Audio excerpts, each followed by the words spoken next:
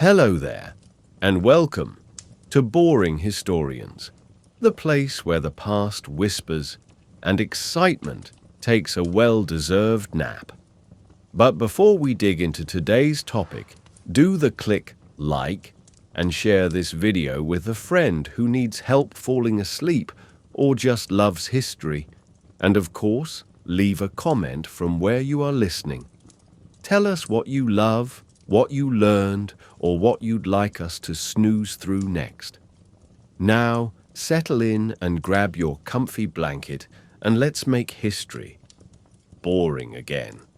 Now, close your eyes if you like, and let's fall softly into history. The year was 1100.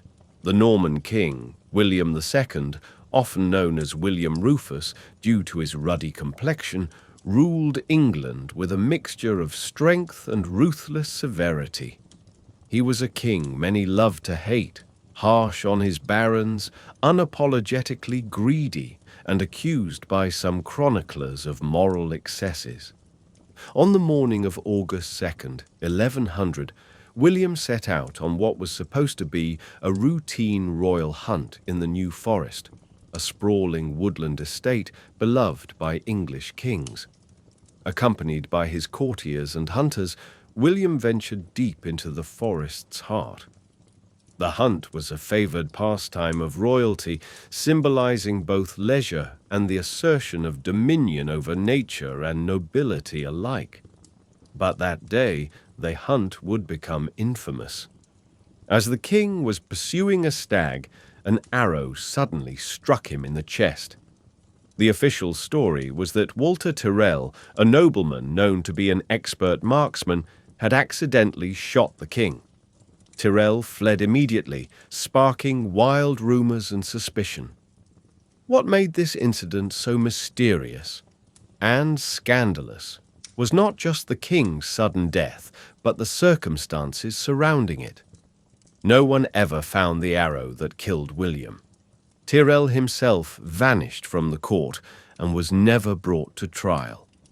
Many suspected that the accident was anything but. Why? William's younger brother, Henry, had been nearby during the hunt and was quick to seize the crown once news of William's death reached the court. Henry's immediate coronation raised eyebrows and fueled gossip that the prince had orchestrated his brother's assassination to claim the throne. Historians have debated the event for centuries. Was it a tragic hunting accident or a cold-blooded political murder? Contemporary chroniclers hinted at conspiracy but lacked evidence. Regardless, the mysterious death of William Rufus set the tone for an era where royal life was precariously balanced on loyalty and treachery. Fast forward nearly a century to the reign of King John, one of England's most infamous monarchs, remembered for his clashes with the barons and the forced signing of the Magna Carta. Among the nobles of John's court was the powerful and wealthy Braus family. Maud de Braus, a sharp-witted noblewoman, was married to William de Braus, a man who once enjoyed the king's favor. But Maud's sharp tongue would lead to a scandalous and tragic fall from grace. According to chroniclers, Maud insulted Queen Isabella, King John's wife, and went so far as to insinuate that King John had fathered a bastard child with her. This was a dangerous accusation, not just a personal slight, but a potential threat to the legitimacy of the royal line. John, known for his brutal temper and vindictive nature, did not forgive such insults. He arrested Maud, her eldest son, and other family members, imprisoning them in harsh conditions. The Braus family's imprisonment was a slow, grim sentence. They were starved to death in the dungeons, their fate becoming a chilling symbol of the king's ruthless justice. This scandal illustrates how dangerously volatile the royal court could be, where words could mean death and a family's fortunes could shift overnight from favor to fatal disgrace. The early 14th century in England saw the reign of Edward II, a king whose court was notorious for scandal, political turmoil, and tragedy. Edward's greatest downfall was perhaps his relationships with his favorites, men whose closeness to the king bred resentment among the powerful barons and ignited deadly conflicts. Piers Gaveston was Edward's first favorite, a charismatic nobleman whose charm and audacity quickly earned him the king's affection.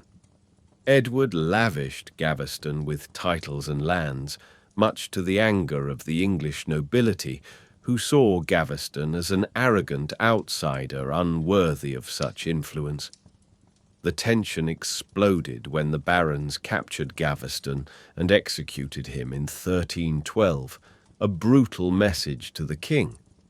But the story did not end there. Edward soon found a new favorite in Hugh Despenser the Younger. Despenser was even more unpopular, infamous for greed and manipulation. His influence grew unchecked, igniting rebellion among the nobles. The conflict culminated in a civil war, with Queen Isabella, Edward's estranged wife, leading opposition forces alongside her lover, Roger Mortimer. Edward was eventually captured, forced to abdicate, and died under suspicious circumstances in captivity. The scandal surrounding Edward II's favorites was not just personal, but political, demonstrating how royal favoritism could unravel a kingdom. Isabella of France was unlike any medieval queen. Daughter of the French king, she was married to Edward II to cement an alliance between England and France. But what began as a royal marriage soon twisted into a saga of betrayal, ambition, and scandal. Humiliated by Edward's public favoritism towards men like Gaveston and Despenser, Isabella found herself sidelined and powerless in her own court. In a bold and scandalous move, she fled to France in 1325, not as a defeated queen, but as a determined conspirator. There, she gathered support and an army, aligning herself with Roger Mortimer, a charismatic and ambitious nobleman. Together, they launched an invasion of England, overthrowing Edward II. Isabella and Mortimer's rule, however, was fraught with accusations of cruelty and corruption. Rumors of their intimate relationship scandalized the court and the continent, earning Isabella the nickname the She-Wolf of France. Her story is one of the most extraordinary examples of medieval royal scandal. A queen who became a rebel, a lover who became a ruler, and a court where power was as fluid as the alliances that shaped it.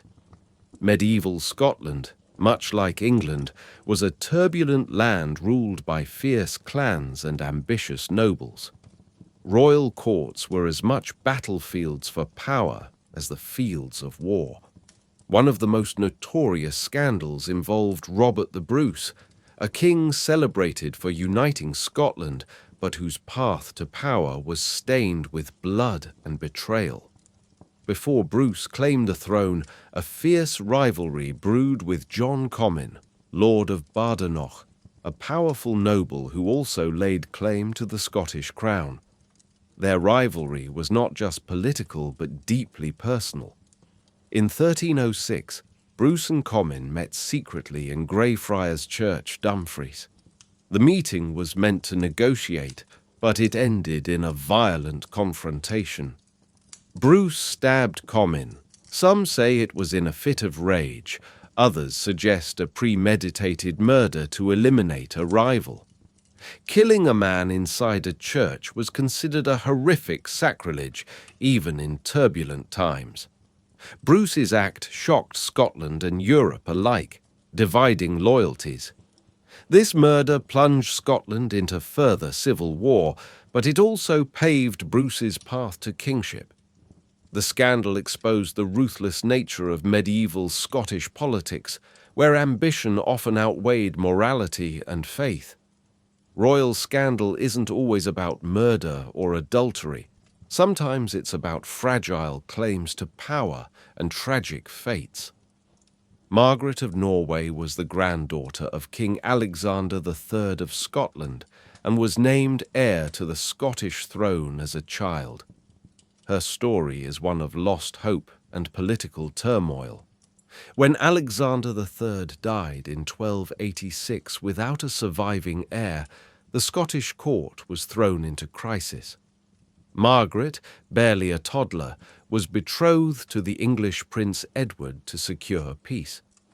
But in 1290, as she travelled to Scotland, Margaret fell ill and died at just 7 years old.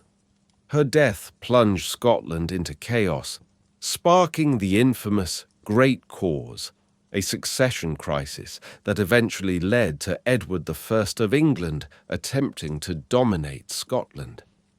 Margaret's untimely death was a scandal in itself, not for wrongdoing, but for how it unravelled the fragile stability of Scottish sovereignty.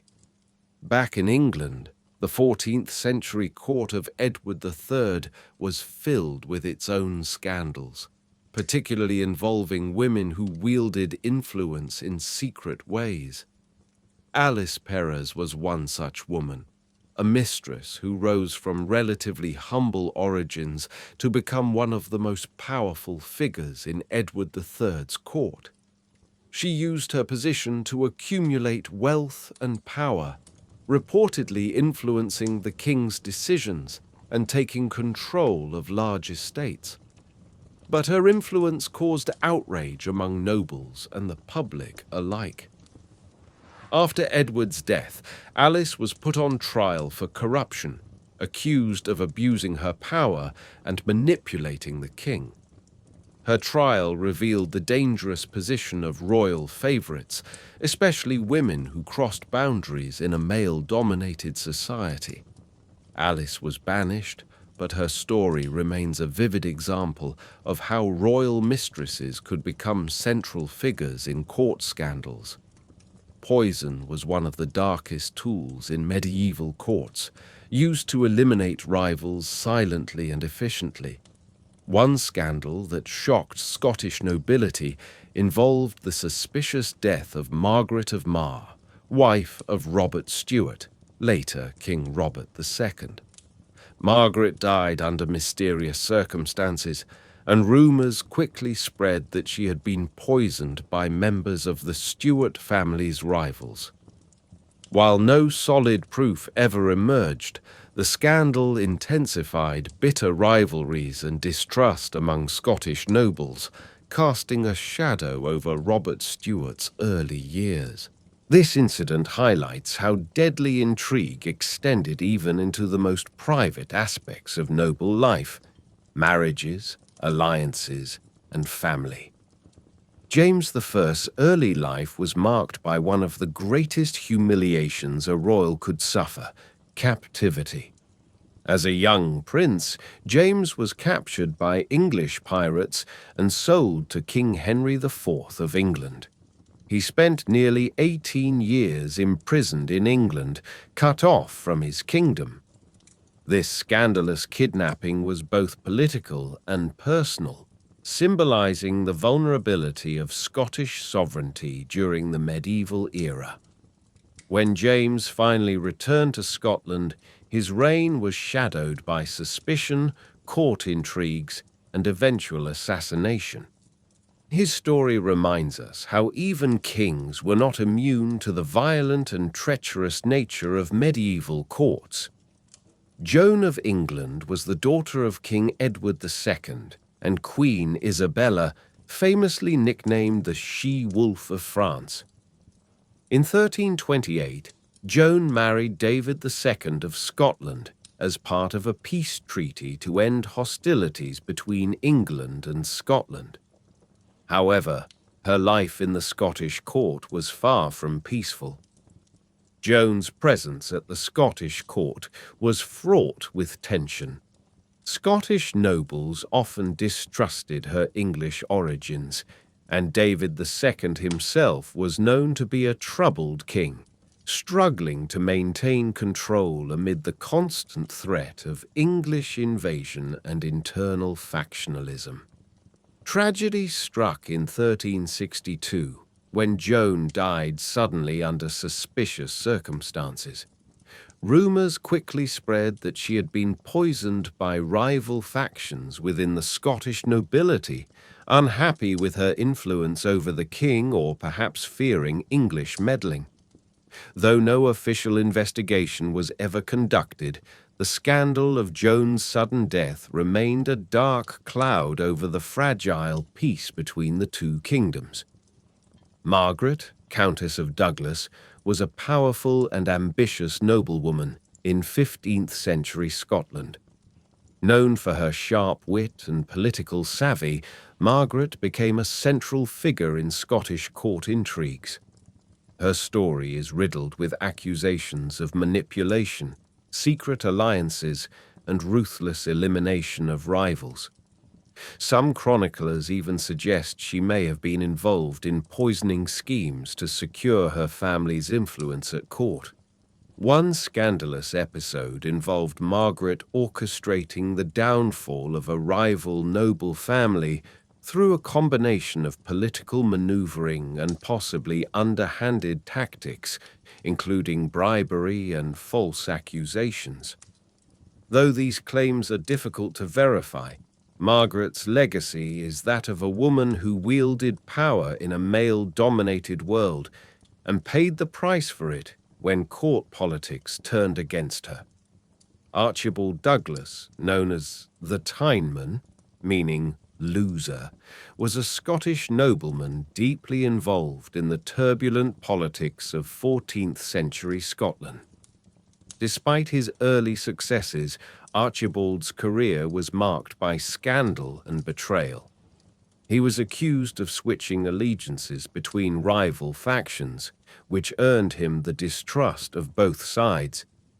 In 1333, following the disastrous Battle of Halidon Hill, Douglas was captured by the English and accused of treason upon his return to Scotland. Although the exact charges remain unclear, many historians believe Douglas was the victim of a political purge orchestrated by his enemies in the Scottish court. He was executed, his death serving as a grim warning of the lethal stakes of medieval court politics. King David II of Scotland's reign was marked by ongoing conflict with England and internal unrest. But it also featured a scandalous secret: his clandestine marriage to Margaret Drummond.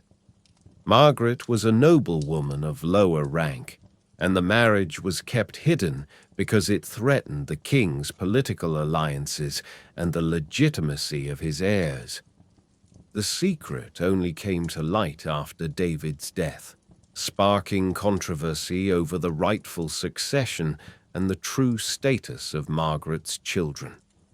This episode reveals how personal choices by monarchs could have far-reaching political consequences, and how royal courts balance between love, power, and duty. One of the most poignant scandals in Scottish history concerns Margaret, Maid of Norway, the last direct heir of the Scottish royal line after the death of Alexander III. Her tragic story ended with her mysterious death at sea in 1290 while travelling to Scotland to claim the throne. Her death left Scotland without a clear successor, plunging the kingdom into chaos and inviting English interference.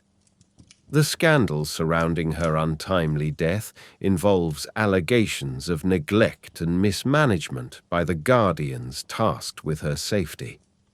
Margaret's story exemplifies how fragile royal succession could be and how personal tragedy could alter the course of nations. Joan Beaufort, queen consort to King James I of Scotland, played a controversial role in 15th century Scottish politics. Known for her ambition and involvement in court intrigues, Joan was accused by some contemporaries of manipulating her husband and influencing royal decisions for personal gain. Her power led to fierce opposition from other nobles who accused her of nepotism and corruption. Though she survived several attempts to undermine her authority, Joan's time at court remains a testament to the dangerous game of influence and scandal that defined medieval royalty. Imagine the opulent halls of the Byzantine palace in the early 11th century. Gold mosaics shimmering under candlelight, courtiers whispering behind fans, and the air thick with tension. At the center of this world stood two sisters, Zoe and Theodora, daughters of Emperor Constantine VIII, whose turbulent lives and reigns became one of the greatest scandals of medieval Byzantium. Zoe, the elder sister, was famed for her beauty and sharp political instincts. But she was also a woman whose love life could fill volumes of scandalous gossip. She was married 3 times, each marriage more politically charged than the last.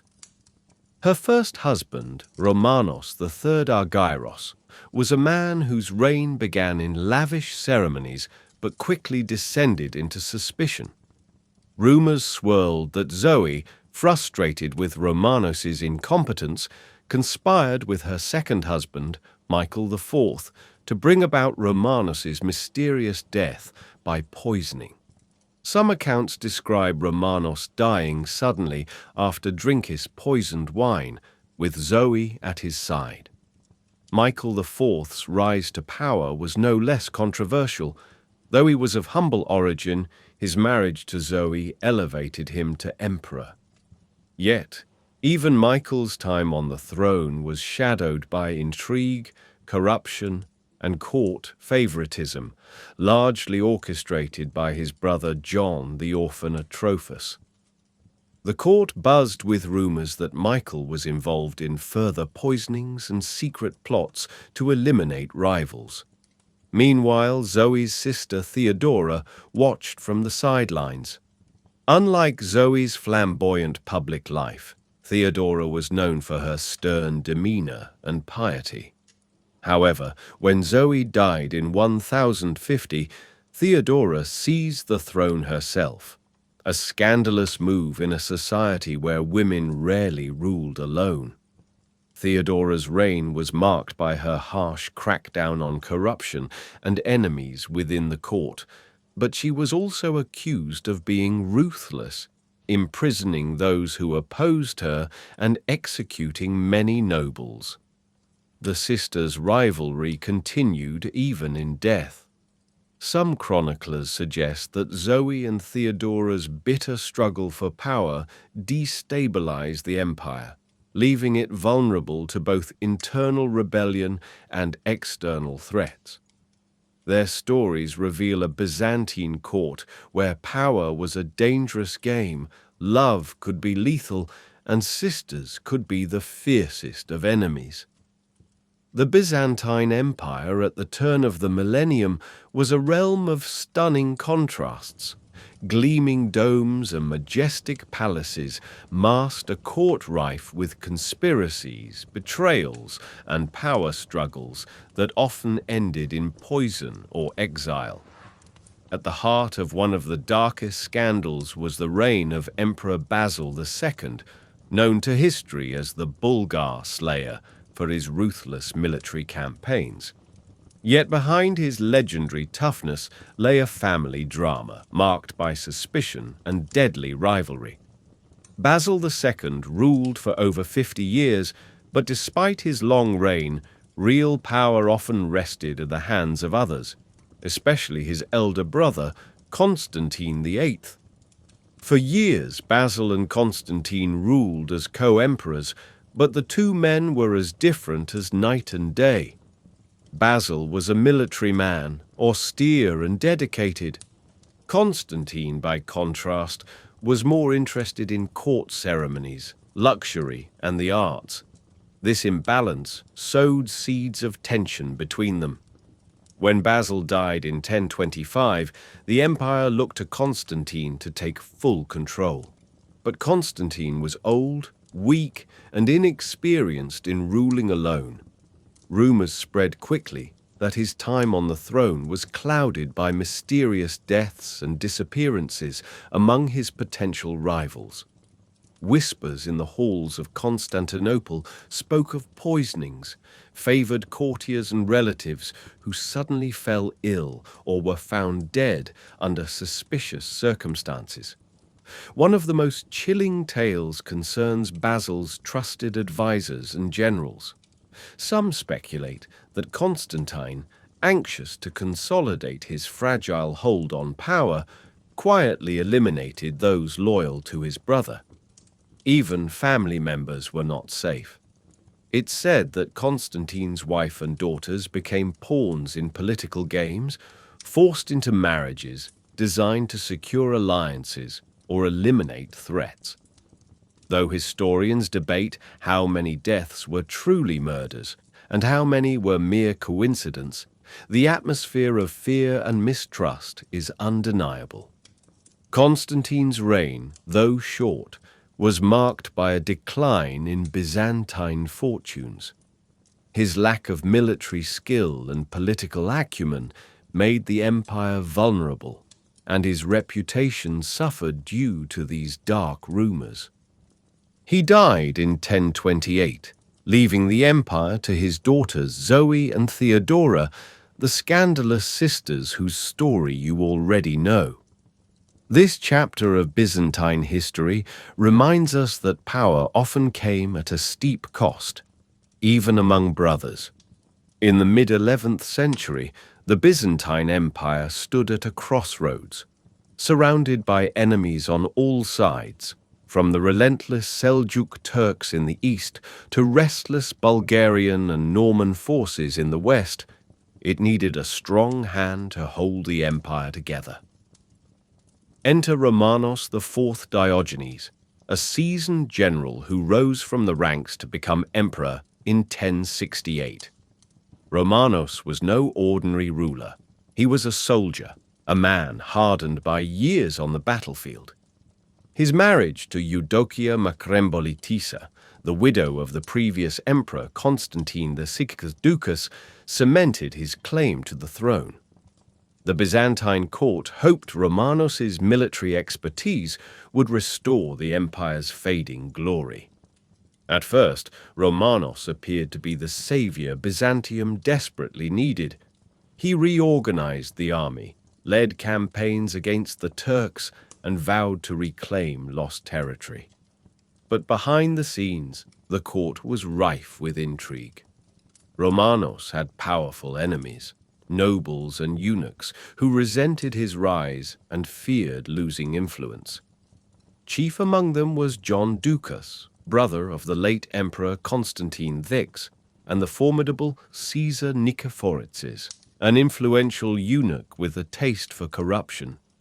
The tension culminated in one of the greatest disasters of Byzantine history, the Battle of Manzikert in 1071. Romanos led his army into Anatolia, aiming to halt the advance of the Seljuk Turks under Alp Arslan. What followed was a devastating defeat.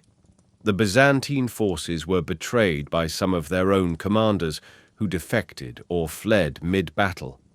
Romanos himself was captured by Alp Arslan, a humiliation that shook the empire to its core. But the horrors didn't end there. While Romanos was a prisoner, news of his defeat sparked chaos in Constantinople. His enemies seized the moment, accusing him of treason and incompetence.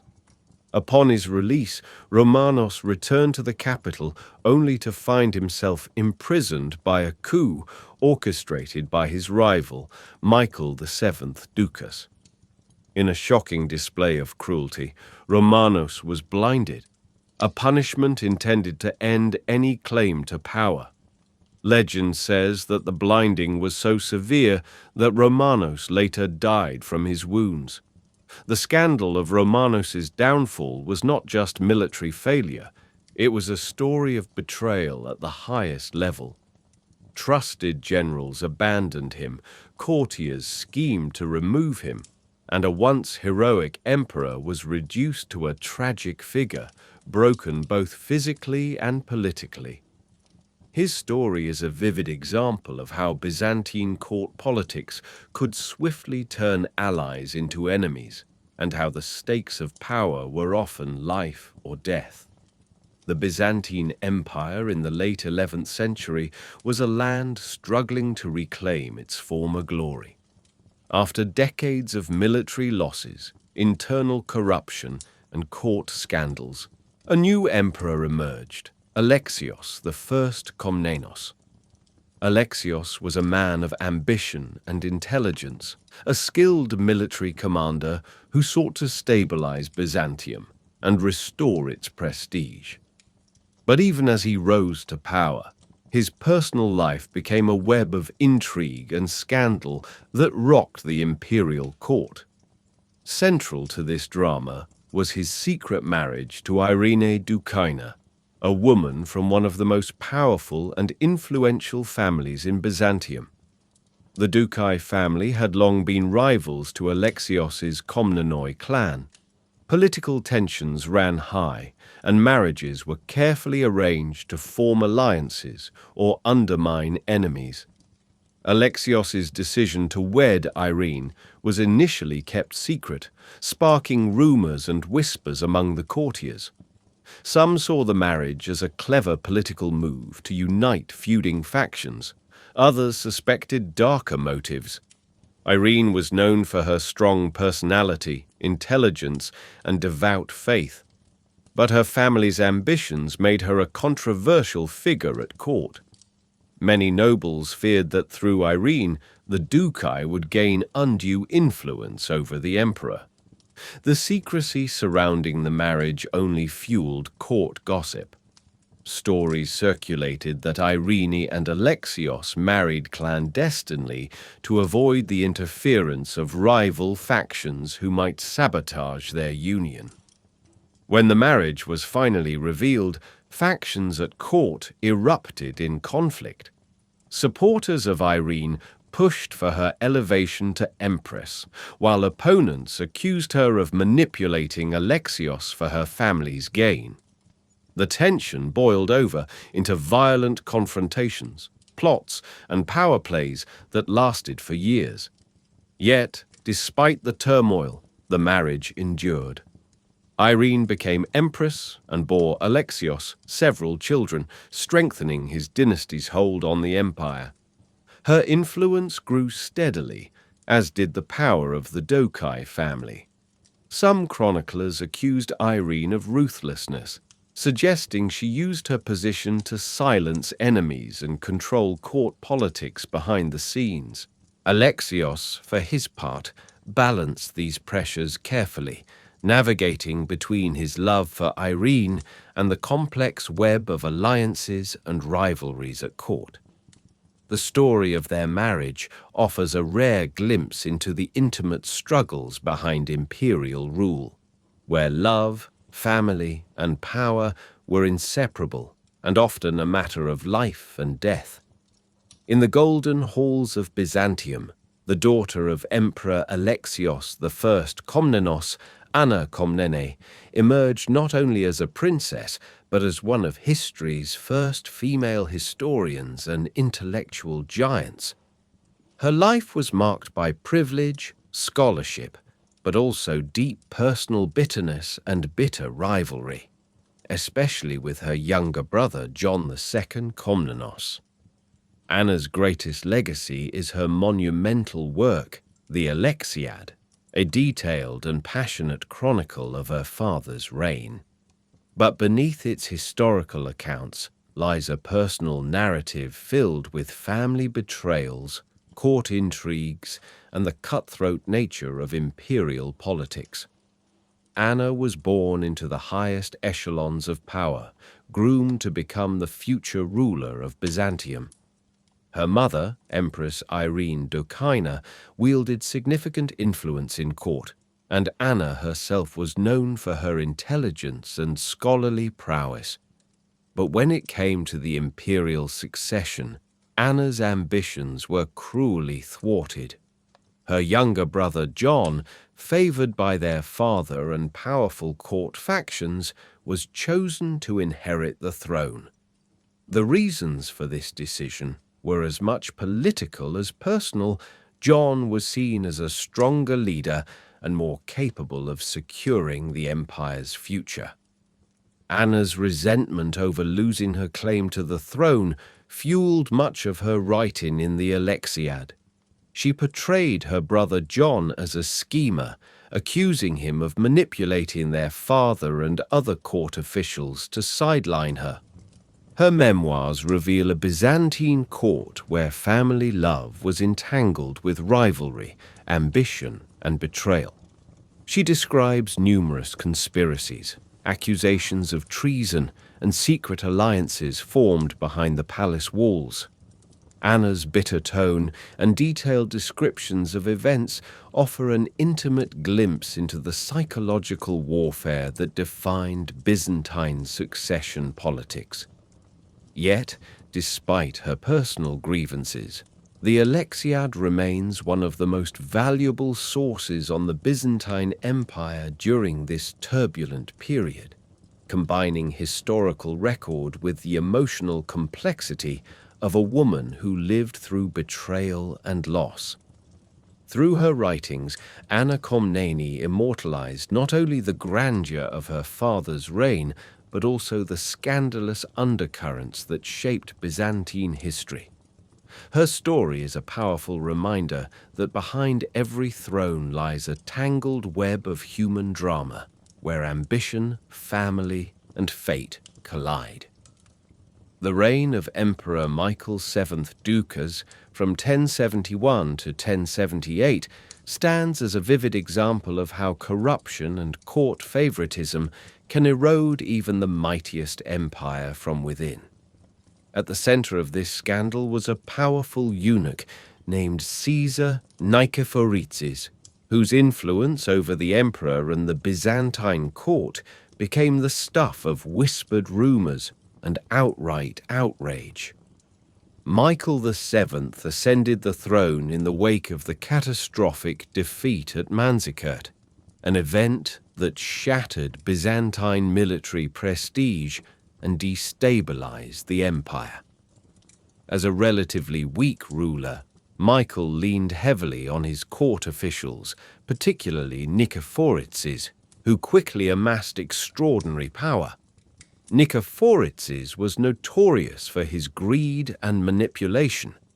He controlled the empire's finances and effectively became the de facto ruler behind the throne. His corruption was rampant. Officials bought and sold positions, taxes were raised unfairly, and resources meant for defense and public welfare were siphoned off for personal gain. The people of Constantinople and the empire at large grew desperate. The economy faltered, inflation soared, and public trust in the emperor waned. Worse yet, Nikephoretzes' favoritism alienated powerful factions within the court and military. Many generals and nobles saw him as the root of the empire's decline, plotting behind the scenes to remove him. One of the most infamous stories recounts how Nikephoretzes' policies and embezzlement directly contributed to a famine in Constantinople, causing widespread suffering and unrest. Michael VII's inability, or unwillingness, to curb Nikephoretzes' excesses led to widespread resentment. Ultimately, this corruption undermined the empire's stability and military effectiveness, paving the way for further defeats and internal rebellion. In 1078, Michael was forced to abdicate in favor of Nikephoros III Botaniates, marking the end of a reign tarnished by scandal. The saga of Michael VII and Nikephoritses serves as a stark reminder of how unchecked court corruption can devastate an empire, turning once great rulers into mere puppets and leaving their legacy stained by greed and failure. In the vast labyrinth of Byzantine power, one group of courtiers held an almost mysterious sway: the eunuchs. These men, often castrated at a young age, occupied unique positions within the palace, trusted with intimate access to the emperor and imperial family. Their very presence evoked whispers of secrets, shadow games, and hidden influence. Some eunuchs were loyal servants, others cunning manipulators whose ambition knew no bounds. Consider the story of Narses, a eunuch general of the 6th century who rose from obscurity to command armies and shape imperial policy, a figure who embodied the strange blend of power and vulnerability eunuchs navigated. Centuries later, eunuchs like Caesar Nikephoritses, whom we already met, operated in the murkiest depths of court politics, puppeteering emperors and fueling scandals. Picture the quiet corridors of the great palace, the soft footsteps of eunuchs gliding past gilded doors, their eyes sharp beneath calm faces, their minds plotting futures unknown. It's in these hushed shadows where some of the deadliest scandals brewed, as eunuchs balanced loyalty and ambition in a delicate dance, their stories lost to time, but no less fascinating. Now, drift gently to the story of Empress Theophano, one of Byzantium's most enigmatic and controversial figures. Married first to Emperor Romanos II, and later becoming the powerful consort of Nikephoros II Phocas, Theophano was a woman whose beauty was rivaled only by the intrigue that followed her. Whispers tell of her involvement in the murder of Nikephoros, who was reportedly strangled in the imperial bath, a place once associated with luxury but now forever stained with betrayal. The calm surface of Byzantine court life was shattered by this scandal, a chilling reminder that even the most sacred spaces could harbor deadly secrets. Theophano's name became synonymous with poison, seduction, and ruthless ambition, yet history remains divided. Was she a villain or a victim of political necessity? As you imagine her shadowed silhouette walking through palace gardens under moonlight, ask yourself, how much of power is earned and how much is taken by force and cunning? The practice of blinding rivals was a brutal but common method of removing threats to the throne in Byzantium. It was both punishment and political tool, a cruel, irreversible act. Take the case of Michael IV, a powerful eunuch who rose to the throne and whose downfall was as dramatic as his rise. His enemies, threatened by his growing influence, orchestrated his blinding, a dark rite that ended his political life and served as a grisly warning to others. Imagine the weight of darkness descending, the cold touch of cruelty, the silence broken only by hushed prayers. Such moments remind us how fragile life and power truly were behind the golden walls of Byzantium. Now, as your thoughts drift gently like leaves on a slow river, consider the fate of Empress Eudokia Makrembolitisa, widow of Constantine the Scanducus and wife of Romanos IV Diogenes. After Romanos's fall, Eudokia was forced into monastic exile, stripped of her titles, her robes replaced by the plain garments of a nun. Her exile was both a punishment and a political maneuver, a way to remove her from the dangerous game of succession. The silence of the convent contrasted starkly with the roar of the palace intrigue she had left behind, a quiet end to a woman who once sat on the throne.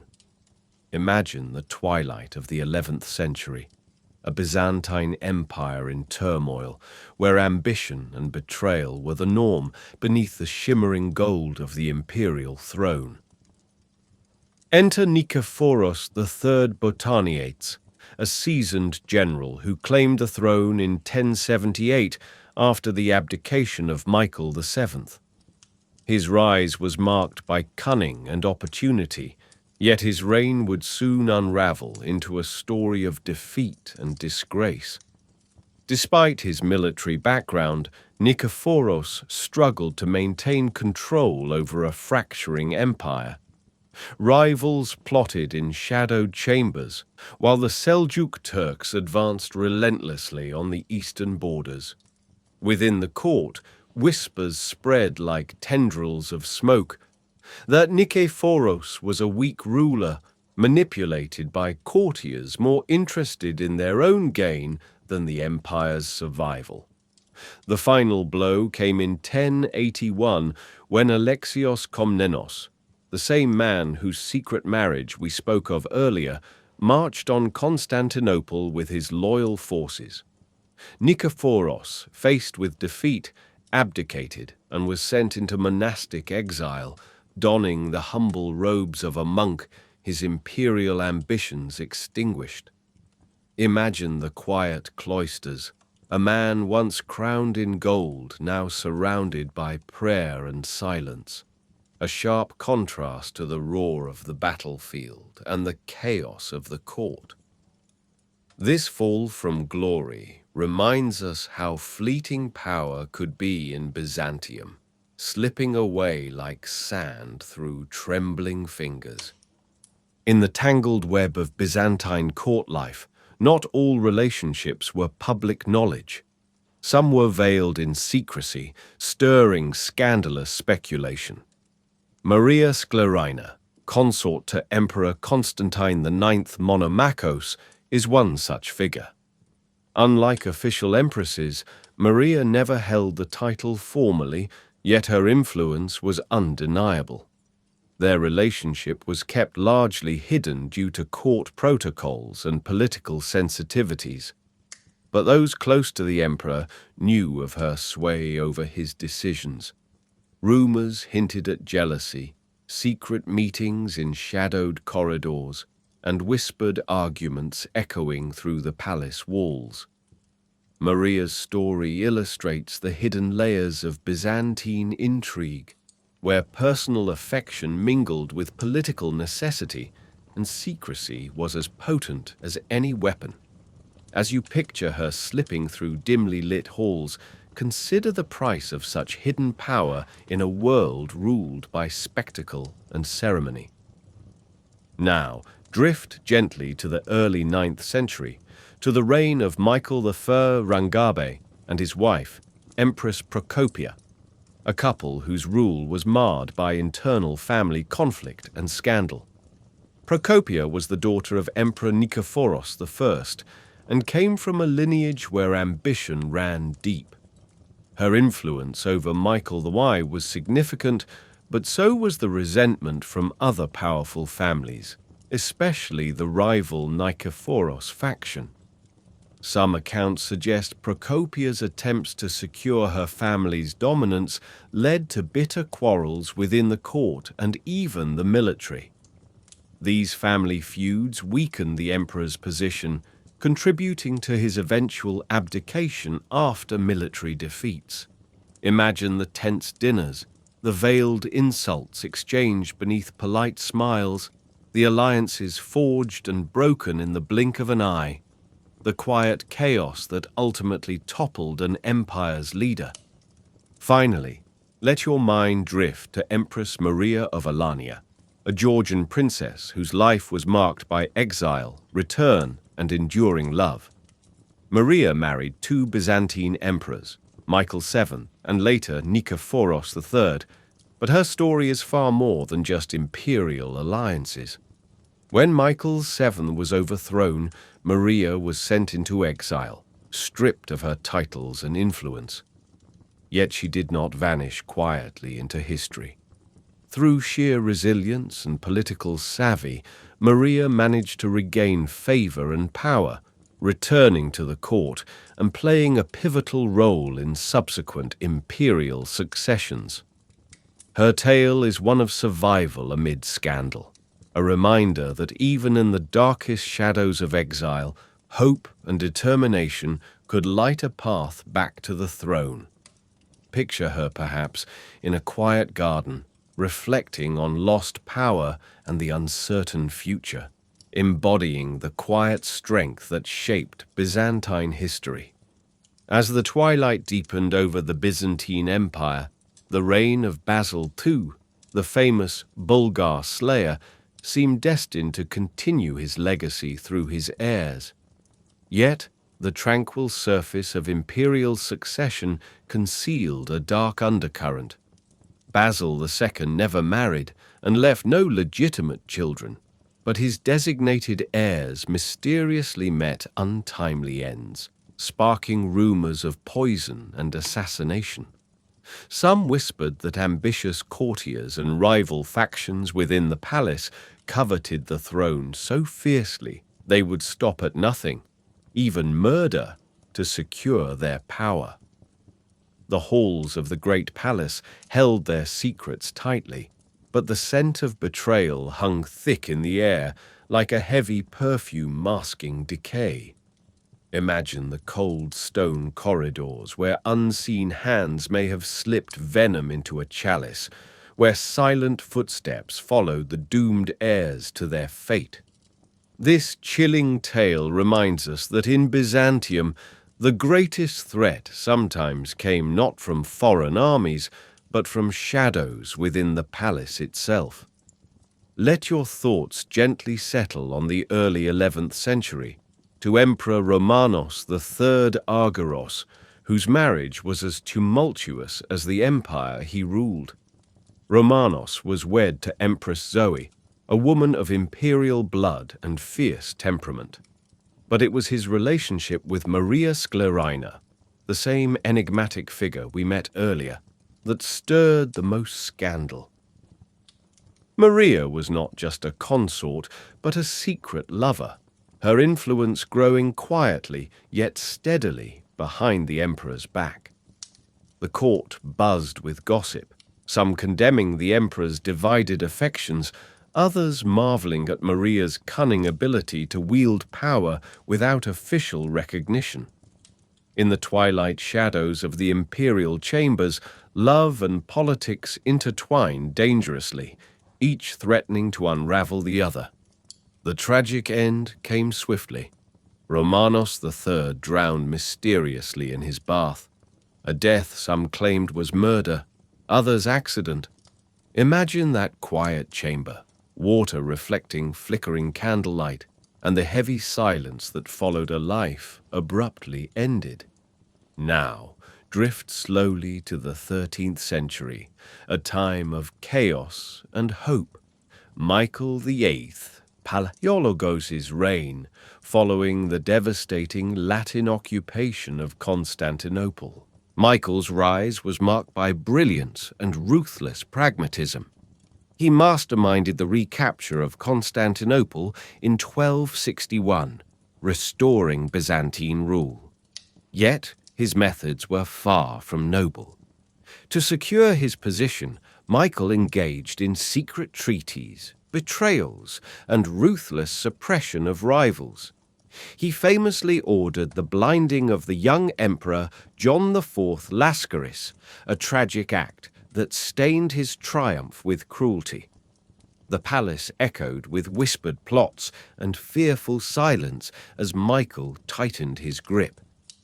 Picture the grand halls now quiet after the Latin invaders fled, but underneath a simmering tension, the cost of power paid in blood and broken promises.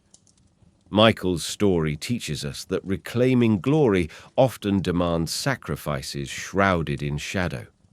Finally, let your mind rest on the fascinating Empress Zoe Porphyrogenita, a woman whose life was entwined with power, passion, and scandal. Born into imperial purple, Zoe was married and remarried multiple times, each husband rising and falling amidst scandal and intrigue. Her third marriage to Romanos III Argyros we just touched on, but she also wed Constantine VIII and later Romanos IV Diogenes, weaving a complex web of alliances and betrayals. Zoe's court was rife with rumors of poison, adultery, and conspiracy. She was both revered and reviled, a symbol of the precarious balance between female power and public suspicion. Imagine her walking through palace gardens under moonlight, a figure both majestic and vulnerable, caught in the relentless tides of imperial destiny. Her life reminds us how the throne could be both a crown and a cage, where love and betrayal danced hand in hand. Close your eyes and imagine the cold winds sweeping across the hills of northern Italy in the winter of 1077. The Holy Roman Emperor Henry IV, once a towering figure of authority, found himself humbled and desperate, walking barefoot through the snow to the castle of Pope Gregory VII in Canossa. This journey was no ordinary pilgrimage. It is the climax of a bitter power struggle between emperor and pope, a battle fought not just with armies, but with words, excommunications, and intrigue. But beneath the grand political drama lurked a shadowy scandal. Rumors swirled of a poisoned feast meant to eliminate Henry before he could reach the Pope's castle. Poison, the silent weapon of the court, was feared and whispered about in every noble hall. Imagine the flickering candlelight reflecting off the long dining tables, the subtle exchange of glances, and the concealed cups passed under the table. Was it the loyal servants who saved Henry from death, or was the poison averted by mere chance? The truth is lost to time, but the tension hangs in the air like a slow, lingering fog. This dramatic episode shows how power in the Holy Roman Empire was fragile, and how life itself could be a gamble with death at every turn. Now, drift softly to the early 11th century and meet Empress Kunigunde of Luxembourg, wife of Emperor Henry II. Kunigunde was renowned for her beauty and piety, but behind her saintly image lies a tale of seduction, jealousy, and whispered betrayal. Court rumors suggested that her close relationship with the favored nobleman stirred scandal and suspicion, threatening the delicate balance of trust within the imperial court. Imagine the quiet gardens where secret meetings might have taken place under moonlight, soft footsteps treading carefully on dewy grass, and the muffled voices of conspirators weaving webs of intrigue. Though no concrete proof ever surfaced, the mere hint of such scandal was enough to unsettle the court and plant seeds of doubt. Kunigunde's story reminds us how the power of rumor could be as potent as any sword, shaping reputations and destinies in subtle, unseen ways. Gently now, envision the grand halls of the Salian dynasty, where King Conrad II ruled with strength and vision. Yet, even a king was not immune to the storms of court intrigue. A daring coup plotted by ambitious nobles led to Conrad's brief imprisonment, a scandal that shook the foundations of the empire. The conspirators sought to control the throne through force, their whispered plans echoing in shadowy chambers. Picture the heavy iron gates closing behind the captive king, the flicker of torchlight on cold stone walls, and the hushed prayers of loyalists plotting his release. Though Conrad was soon restored, the event exposed the fragility of imperial power and the ever-present danger lurking within the court. Now drift into the late 10th century to the mysterious life and untimely death of Empress Theophanu, wife of Emperor Otto II. Theophanu was a woman of remarkable influence, bridging the worlds of Byzantium and the Holy Roman Empire. Yet her death remains shrouded in speculation. Some whispered that her demise was no accident, but the result of a secret poisoning, orchestrated by jealous rivals fearful of her power. Imagine the soft rustle of silk gowns, the quiet clink of glass at courtly banquets, and the shadowy figures moving unseen through candle-lit corridors.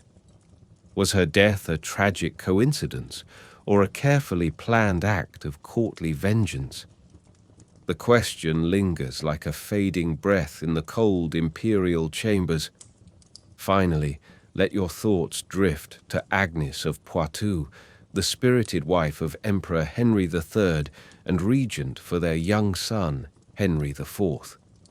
Her regency was marked by fierce power struggles, as nobles challenged her authority and whispered of secret lovers influencing imperial decisions. The court was a stage where loyalty and betrayal played out beneath a veneer of ceremony.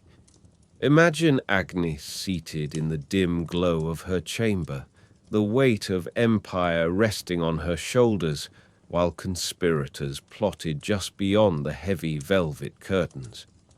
Her story is one of resilience amid scandal, a reminder that even the mightiest rulers were vulnerable to the shifting tides of courtly favor and intrigue.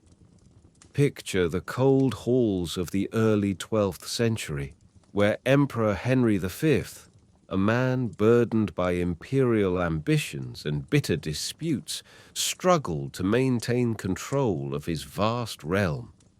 His reign was marked by the infamous investiture controversy, a bitter conflict with the papacy over who held the ultimate authority to appoint bishops.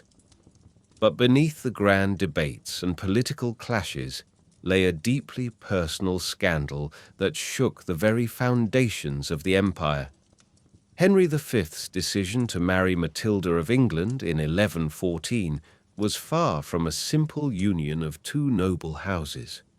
Matilda was the daughter of Henry I of England and the widow of Henry V's rival, the Holy Roman Emperor Henry III's adversary. Their marriage was controversial, stirring whispers in the court of alliance and betrayal, power and desire.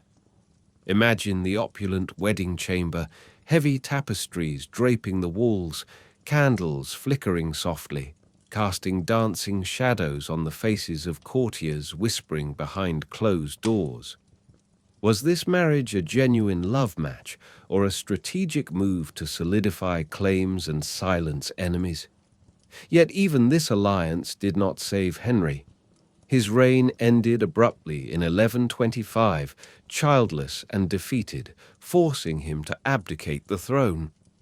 The imperial crown slipped from his grasp like mist in the morning light. Matilda's own fate was equally tragic. She spent years embroiled in the brutal English succession crisis known as the Anarchy, her claims contested and her power continually challenged. This story gently reminds us that even emperors, draped in majesty, were caught in the shifting tides of politics and passion, where love, power, and betrayal intertwined like the threads of a delicate tapestry. Now drift slowly to the turn of the millennium, to the reign of Emperor Henry II and his consort, Empress Kunigunde, a woman whose life was entwined with sanctity and scandal. Though later canonized as a saint, Kunigunde's story includes a darker chapter that the chroniclers whisper about cautiously: a public trial for adultery. Legend tells of a time when rumors spread through the imperial court accusing Kunigunde of infidelity, an accusation that could destroy an empress's honor and jeopardize the dynasty itself. To clear her name, Kunigunde is said to have undergone a trial by ordeal, walking barefoot over red-hot plowshares. The cold steel beneath her feet and the searing flames could have been a death sentence, yet she emerged unscathed. Imagine the hush of the court, the flicker of torchlight on anxious faces, the crackle of fire mingling with held breaths. This trial was more than a test of innocence. It was a powerful performance, reaffirming divine favor and imperial legitimacy. The scandal echoes softly through history, reminding us how medieval courts balanced faith, law, and rumor, and how the line between sanctity and scandal was often perilously thin. Let your mind float to the turbulent era of the early Holy Roman Empire, where family loyalty and betrayal wove a complex dance. Conrad the Red, Duke of Lorraine and cousin to Emperor Otto I, was a man of bold ambition whose life was marked by scandal and shifting allegiances. Initially a trusted ally, Conrad's desire for power led him to rebel against his cousin, allying himself with enemies of the empire. Picture the grand feasts where swords were unsheathed, not just in battle but as whispered words, alliances forged with honeyed promises and broken with cold steel. Conrad's betrayal culminated in a military defeat at the Battle of Lechfeld in 955, but the scars of his treachery lingered long in the corridors of power. In the aftermath, family ties strained under the weight of mistrust, and Conrad's legacy became a cautionary tale of ambition unchecked. Imagine the quiet sadness of a father betrayed by blood, the flicker of a candle burning low in a solitary chamber, a reminder that even kinship could be shadowed by greed. Now, let your thoughts drift to the dark intrigue surrounding Archbishop Adalbert of Magdeburg, a powerful churchman and advisor to Emperor Otto III. Adalbert's influence in the court was immense, but it also made him many enemies. His sudden death in 1004 was shrouded in mystery, sparking rumors of poisoning. Imagine the solemn halls of Magdeburg Cathedral, flickering candlelight illuminating somber faces and whispered accusations hanging like a heavy fog. The church and imperial factions vied for control, each suspecting the other of orchestrating the deadly plot. Adalbert's death sent shockwaves through the empire, a chilling reminder of how power could be wielded as a deadly weapon in the medieval court.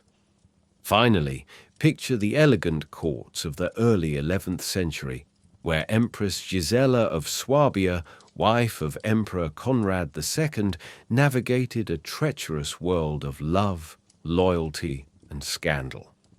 After her husband's death, rumors whispered that Gisela orchestrated political alliances and intrigues to secure her son Henry III's throne. Some tales even suggest she plotted the downfall of rivals through subtle manipulation, a widow's revenge cloaked in velvet words and guarded smiles.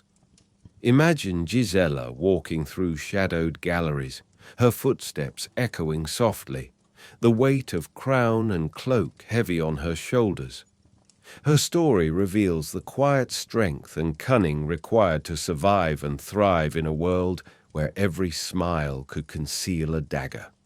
Now, let your mind drift to the soft, misty fields of 12th century Saxony, a land of thick forests and echoing cathedrals. Here, in this hushed landscape, rises the figure of Henry the Lion, one of the most powerful and controversial nobles in the history of the Holy Roman Empire. Henry was not a king, but he lived like one. Duke of Saxony and Bavaria, his wealth rivaled that of the emperor himself. His banners flew high over fortified castles, and his armies answered only to him. The emperor, Frederick Barbarossa, was his cousin, and at first their alliance was strong. They dined together in candle-lit halls where wine flowed like rivers, and courtiers laughed softly over silver goblets. But beneath that laughter, jealousy brewed. Quiet, persistent. Henry began to act more and more like an emperor in his own right, refusing imperial commands, building cities in his name, even minting his own coins. Barbarossa watched with an increasingly narrowed gaze. One cold winter, the emperor called on Henry to send troops for an imperial campaign in Italy. Henry refused. It was a quiet refusal, like a feather dropped onto stone, but the sound it made echoed loudly through the empire. Frederick waited. Then, like the slow pull of a bowstring, he struck. In 1180, Henry was put on trial before the princes of the realm, a grand ceremonial act filled with veiled accusations and polite hostilities. Though Henry stood proud, like an aging lion surrounded by jackals, the outcome was clear. He was stripped of his lands, his titles, his dignity. The once mighty duke was exiled. Imagine that lonely journey out of Saxony, the hoofbeats muffled in snow, the heavy silence of a fallen prince, a man who had nearly been king, now a shadow. And yet, some say he was never quite broken. They say Henry returned, quietly, years later, walking the gardens of Brunswick where once his banners had flown. Older now, watching the leaves fall gently like memories. Some nights, they say, the townspeople of Brunswick still see a figure walking the ruins of the old ducal palace, head bowed, a lion in winter, remembered not for his power, but for how quietly it slipped through his fingers. Now breathe deeply and drift back even farther to the 12th century once more. In the hush of the monastery at Quedlinburg, a woman moved in silence. Her name was Gertrude of Supplingenberg, widow of Emperor Lothair III and one of the most powerful women of her time, though you will find few songs sung about her. When her husband died in 1137, Gertrude was thrust into the maelstrom of imperial succession.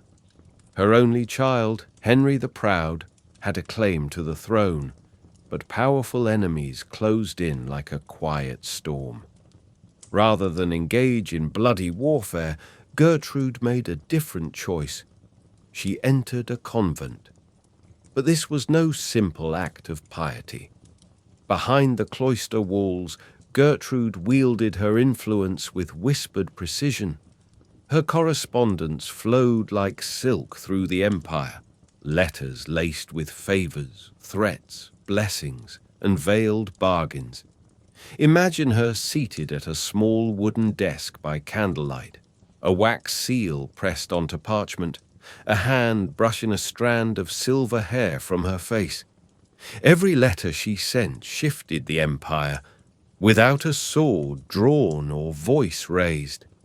And yet, she vanished from the great histories, quietly, as if retreating into the very shadows she once commanded. Today, her name is carved in cold stone above her tomb in the convent of Quedlinburg. And if you listen, very softly, some say you can still hear the rustle of her robes moving down the cloisters as the world outside the abbey slowly forgets her. Now, sink deeper into slumber, into the strange blurred world of history and legend. We return to the year 1000. The youthful golden-haired Emperor Otto III dreams of reviving the glory of Rome. He surrounds himself with poets, monks, mystics. His court becomes a place of incense and music, but also whispers. Otto was obsessed with purity, virtue, and visions. He spoke often of a woman he claimed came to him in dreams, a Roman noblewoman from ancient times. He described her with such clarity that courtiers began to wonder, was she real? A mistress he had hidden away? Or a figment of divine madness? They say he built her a chamber in the palace, lavished it with gifts, even left food for her each night. But no one ever saw her. As Otto's health declined, the woman in his dreams appeared more often. He would speak to her aloud, laugh with her, argue. And then one day, Otto was found in his chamber, smiling peacefully, the food at the mysterious table untouched. He was only 22 years old. Was she a ghost? A memory? A scandal too dangerous to name? No one knows. But that chamber remained sealed for decades after his death, and on certain still nights the guards swore they heard soft footsteps behind the door. Let's dim the torchlight a little more as we continue this slow, dreamlike descent into the hidden corners of the Holy Roman Empire.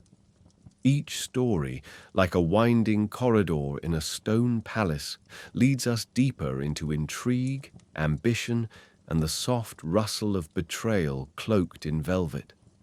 These tales are not meant to startle, but to lull the listener into a spell of quiet fascination, carried gently on the current of time. Breathe in slowly. Let the mind settle. And now, drift back to the 13th century, when the empire was still cloaked in superstition, and the line between heresy and holiness was drawn not in ink, but in ash. Agnes of the Palatinate was no ordinary noblewoman. Born into a powerful Bavarian house, she married into the royal court at a time when alliances were currency, and beauty was often both a blessing and a curse. Agnes, they said, was too clever, too composed. Her voice was soft, her eyes always watching. She spoke Latin fluently, dabbled in the medicinal arts, and read books that most clerics dared not open. She kept a tame black falcon, rare, elegant, and silent as shadow. It perched on her arm as she walked the garden paths, its head cocked as if it too understood secrets. But in the royal court, power worn by a woman, softly and without apology, was often mistaken for witchcraft. It began with a dream. A young baron, cousin to the emperor, claimed that the Virgin Mary had appeared to him in sleep, warning of a serpent cloaked in gold. A sorceress near the throne, cloaked in perfumes and poison, plotting the emperor's death. Though Agnes was never named, everyone knew. Her falcon disappeared one morning. Then her handmaidens were arrested. One by one they confessed under torture to unholy rites in the moonlight. Fantastical tales whispered between screams. Agnes was placed under protective custody, a polite term for imprisonment. She was locked in a high tower of Falkenstein Castle, allowed only parchment, ink, and her thoughts. From the window of her cell, she could see the great pine forests rolling like waves across the empire. And at night, sometimes, she still wrote. Her letters survive. Written in a hand smooth and steady, they do not rage or plead. Instead, she wrote of dreams, of her daughter's laughter, of the silence between the bells of the nearby abbey. She signed them, always, A. Some say she died of fever. Others believe she was quietly poisoned, her final days erased like ink washed from vellum. But centuries later, during the restoration of Falkenstein's tower, masons uncovered a mural, hidden behind a crumbling wall. It showed a woman with silver hair, her hands outstretched, and on her shoulder, a black falcon. Let your thoughts wander, ever so gently, to the court of Frederick II, the Stupa Mundi, the wonder of the world. A man crowned emperor in Sicily's golden light, surrounded not by clanking knights and muddy battlefields, but by poets, astrologers, scholars, and philosophers. A court where learning was a game of power, and desire its sharpest tool. Frederick was not just an emperor. He was a vision of what an emperor could be. fluent in Arabic and Greek, rumored to hold secret books of ancient Egyptian rites, and always accompanied by exotic animals, lions, peacocks, panthers. But even a man of intellect can be undone by love. Bianca was the illegitimate daughter of a high-ranking cardinal. Sent to Frederick's court under the guise of a maidservant, she caught his eye during a poetry recitation. She was said to possess a voice like falling snow and eyes the color of dusk. He made her a companion first, then more. Though their love was a scandal, it burned quietly for years. She became his shadow, present at every meal, seated silently at diplomatic gatherings, her gaze fixed on the floor, but hearing everything. Then, Pope Gregory IX excommunicated Frederick, and Bianca was summoned to Rome, alone. There she was imprisoned by her father's order, tortured, some say, to extract secrets about Frederick's court, his diplomatic plans, his coded messages, his possible heresies. When she refused to speak, she was sent to a convent in Umbria, and from there, silence. Frederick wrote no public letter, made no decree, but those close to him said his poetry changed. It grew darker, slower, filled with longing. One final poem, attributed to him but unsigned, reads, "I saw a ghost made of breath and lilies, a silence that walked beside me. I called her my reason, she called me her ruin. Even emperors must bow before the quiet cruelty of power. And love, especially when forbidden, becomes just another chapter lost in the thick dust of time. And now, slowly, let us descend into one of the oldest wounds in the empire. A tale not of one scandal, but of a feud that spanned generations. The bitter rivalry of the Welfs and the Hohenstaufens. They were more than noble families. They were dynasties carved into the very bones of the empire. And their hatred, soft at first, like the scent of rot in spring, grew into a war that fractured crowns and souls. It began with a marriage. The Emperor Henry VI of the Hohenstaufen line married Constance of Sicily, an heiress whose claim to the southern lands made her both a prize and a threat. The Welfs, already suspicious of the Hohenstaufens' growing influence, saw the union as a power grab. When Henry died suddenly, perhaps poisoned, perhaps simply taken by the cruelty of fate, the empire was left in the hands of his infant son, Frederick II. The Welfs moved swiftly. Otto of Brunswick, a Welf, declared himself king. A double election followed. 2 kings, 2 courts, 1 empire, torn. And yet, it was not the war alone that brought scandal. It was the whispered stories of betrayal. Brothers marrying sisters only to annul the union when alliances shifted. Priests bribed to forge papal dispensations. Letters rewritten in candlelit studies to make enemies appear as lovers, and lovers as traitors. One tale tells of Bertha of Swabia, promised in marriage to a Welf prince. On the eve of the wedding, she was seized by imperial knights and taken to a convent, her face veiled, her name erased. She lived 30 more years, quietly weaving tapestries that no one was allowed to see. Some said they depicted a map, a record of every betrayal her family had endured. And when the feud finally burned out, like a dying coal long after the fire has gone cold, it left behind no victors, only ashes, names carved in stone, and stories whispered still in cloisters and ruined castles. As the shadows of time stretched longer over stone courts and ivy-draped halls, we moved gently through another chapter in this lullaby of royal scandal. Let each story unfurl slowly, like the faded page of a forgotten manuscript, each word a whisper, each breath a falling petal. Tonight we return again to the Holy Roman Empire, where ambition walked hand in hand with prayer, where betrayal wore velvet and silence could speak louder than blood. So, breathe in deeply and let us drift further into the hush. Close your eyes for a moment. Picture a castle in the English Midlands, wrapped in an early winter fog. The year is 1038. A queen has just died. Quietly, unexpectedly. Her name was Gunhilda, the daughter of King Knut of Denmark and Emma of Normandy. She was betrothed to the young King Henry III of Germany as a symbol of unity between England and the Empire.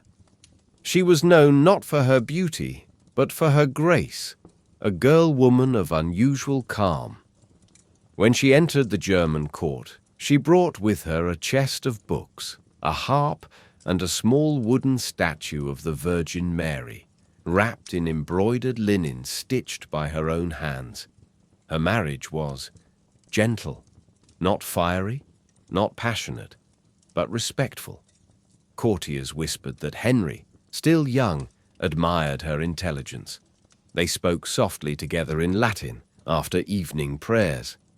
They walked in the gardens, no scandal, no fury, until she fell ill. Some said it was plague, others poison. She began to waste away slowly, her once bright voice growing softer, until her words were like the crackle of autumn leaves underfoot. And then she was gone. The court was hushed. Henry wore black for months, but questions lingered like smoke that refuses to rise. A nun in the Abbey of Loches later claimed to have seen Gunhilda, after her burial, standing near the altar during a midnight mass, pale as parchment, with tears streaming down her face. Of course, no one believed her. But Gunhilda's grave remained unmarked, no effigy, no inscription, as if she had never truly existed. And on still nights, they say, when the wind moves through the towers of Limburg Castle, you might hear the distant sound of a harp being gently tuned, note by note, as if someone, long gone, still waits for her story to be heard. Let your body sink deeper now, your breath steady, your thoughts like slow-moving clouds. We travel now to the 14th century, to the alpine valleys of Tyrol, where legends are carved into mountain stone, and one woman's name still echoes down those cold ridges. Margaret Maltash, the ugly Duchess. But was she truly what they claimed? Margaret was born into power, heiress to the Tyrolean lands, and married off at just 12 to a Lombard prince named John Henry of Luxembourg, a political match designed not for love, but for leverage. John Henry was cruel. And Margaret? She was no docile duchess. She defied him, not with screams, but with strategy. After years of humiliation, she expelled him from her lands, not quietly, not politely. She took control of the castle at Tyrol, barred the gates, and declared her marriage void. This was scandal. The empire reeled. But she didn't stop there. She then married Louis of Bavaria, without papal approval, without annulment, without permission. Rome called it bigamy. The court called it treason. But Margaret stood tall in the eyes of her people. She ruled with fairness. She funded hospitals. She protected Jewish communities from pogroms when few others dared. She hosted troubadours and mathematicians alike. And yet, the slander followed her like a shadow. Her enemies named her Maltash, meaning bagmouth, an insult meant to reduce a fierce, brilliant woman to her appearance. Later portraits exaggerated her features grotesquely, painting her as monstrous. But scrolls written in her time describe something very different, a lady of stern beauty, with a voice like morning frost and hands that never shook even when signing death warrants. She died quietly. No royal funeral, no songs, but Tyrol still remembers her.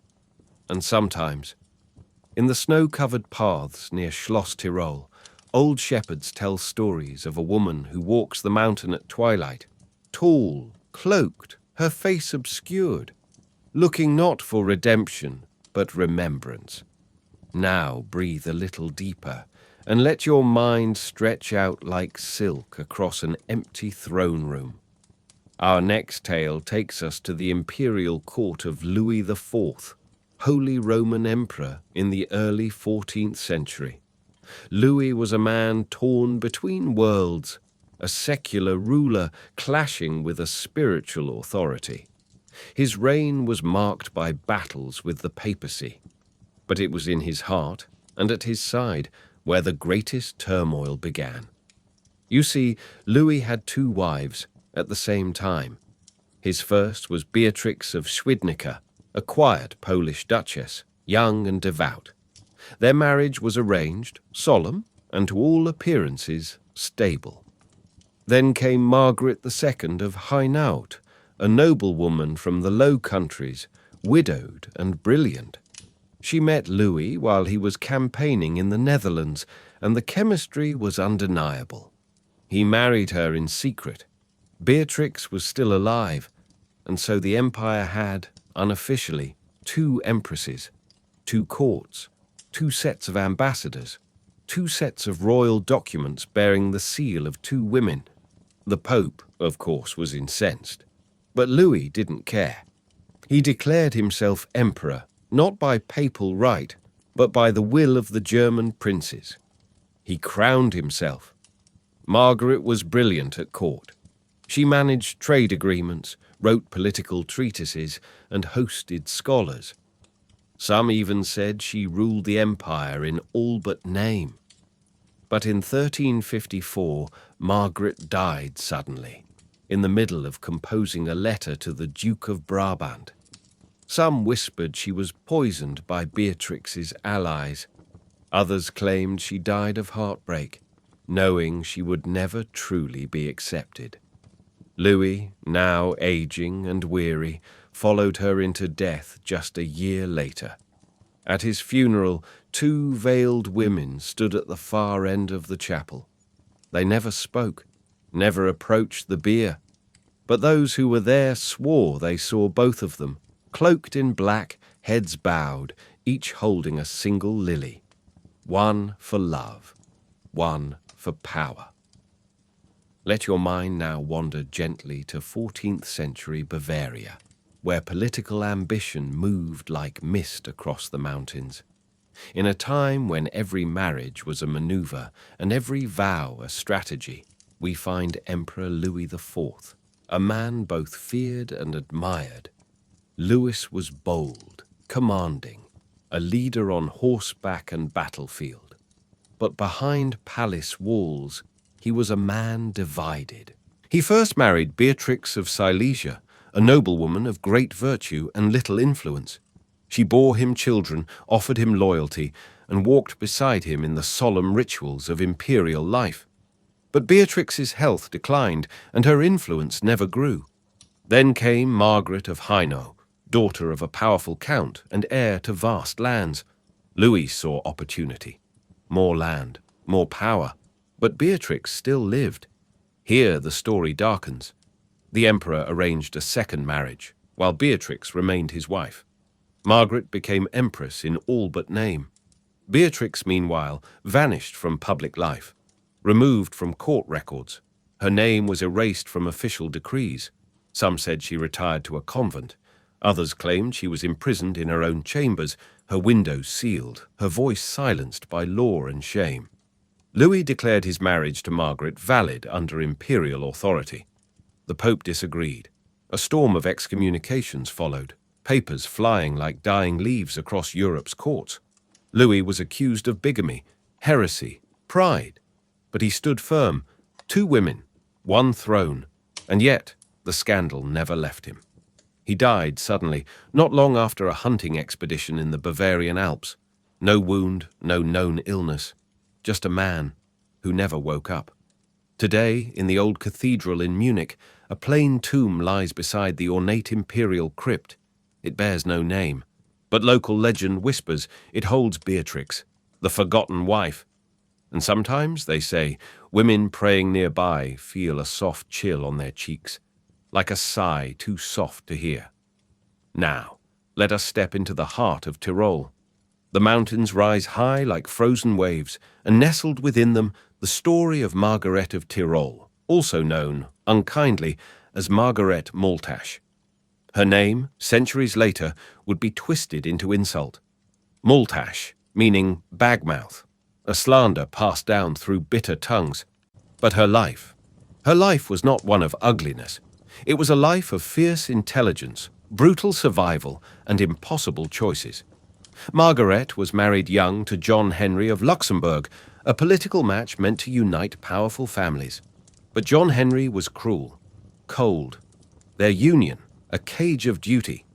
She ruled Tyrol from a young age, not with violence, but with cunning diplomacy and midnight strategy. While other lords shouted in courtrooms, she whispered in libraries. While knights drew swords, she drew alliances. One night, it is said, she looked into a silver mirror gifted by her mother. In its reflection, she saw not her face, but her husband's, grim, distant. She covered the mirror with cloth and never looked again. Eventually, she did the unthinkable. She cast her husband out. The scandal rang through the empire like a shattered bell. A woman, rejecting her husband, unprecedented. She declared the marriage null and took a new husband, Louis of Brandenburg. The Pope excommunicated her. Nobles slandered her name. The people were told she was deformed, a witch, a monster. Songs were written that mocked her looks, not her laws.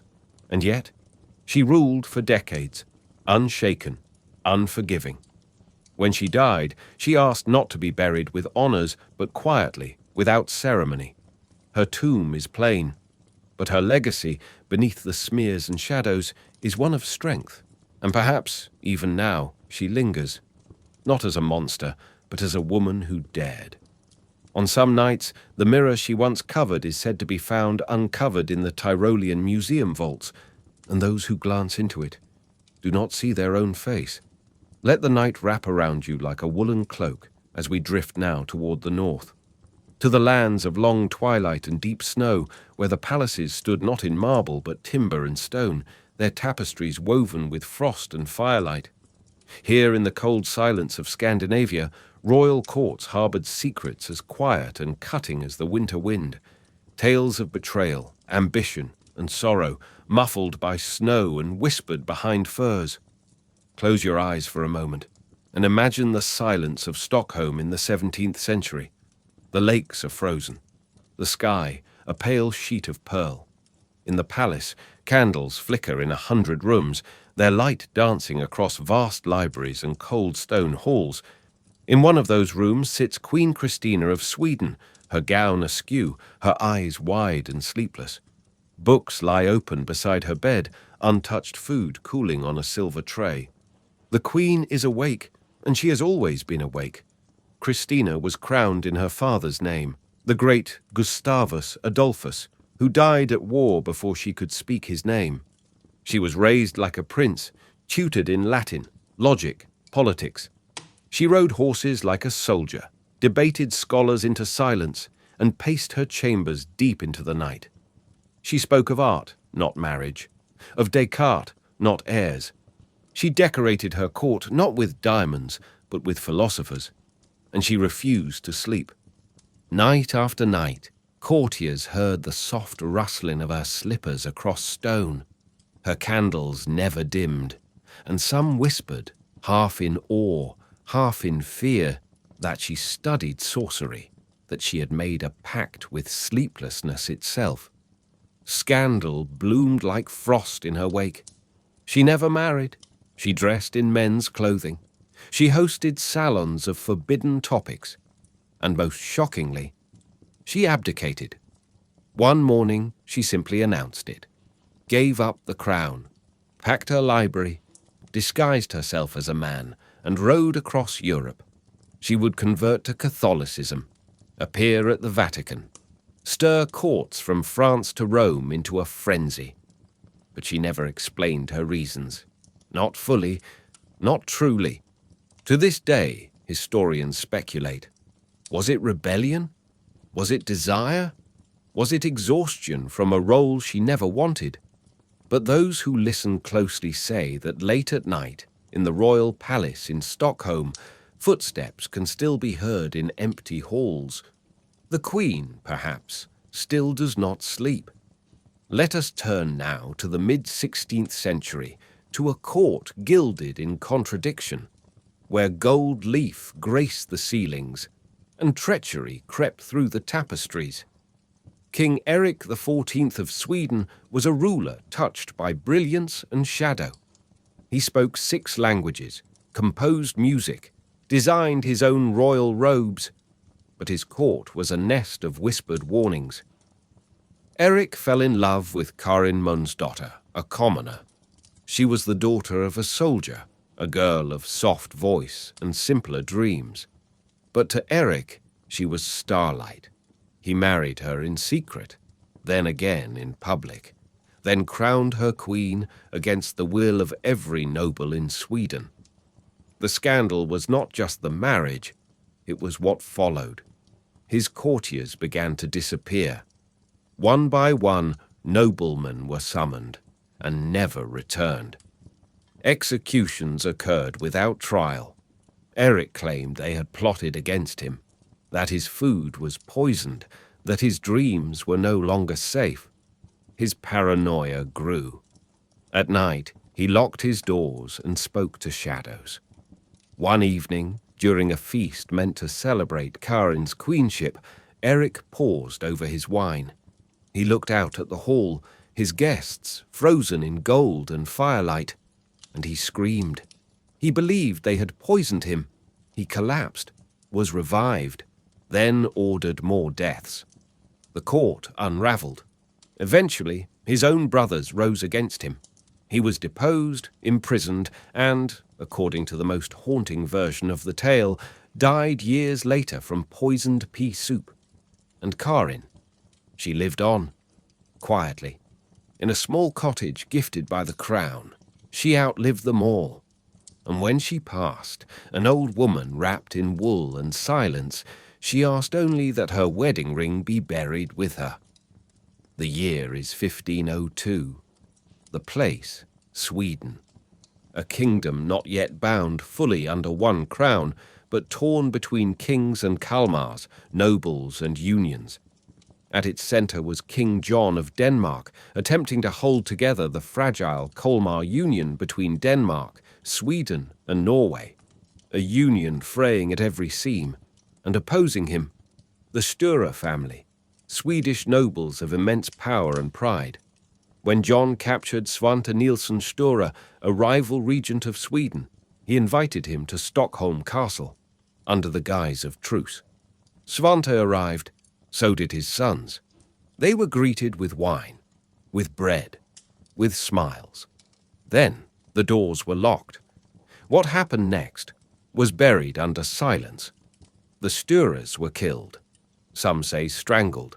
Some say stabbed in their beds. Others say they were drowned in the icy waters outside the castle, their limbs tied with silk cords. No trial, no records, only silence. And the king? He never admitted it, never denied it. But he returned to Denmark a year later, pale, withdrawn. And in his court, no one dared speak the name Sture.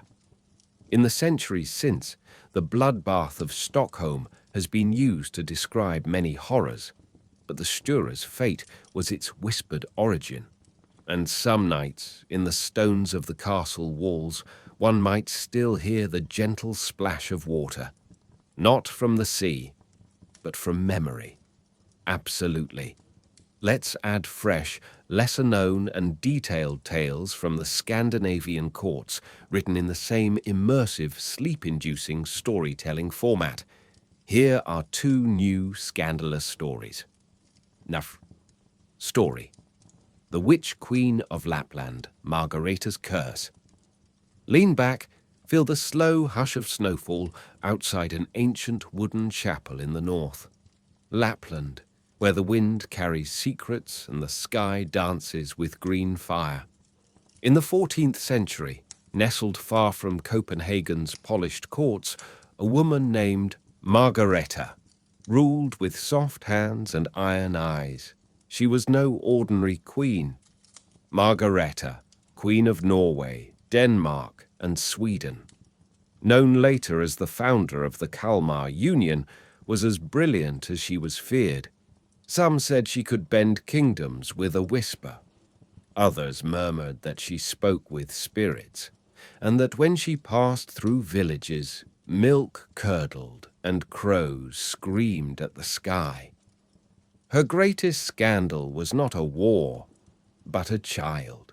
In 1402, a boy appeared claiming to be her dead son Olaf, who had been mourned and buried years before.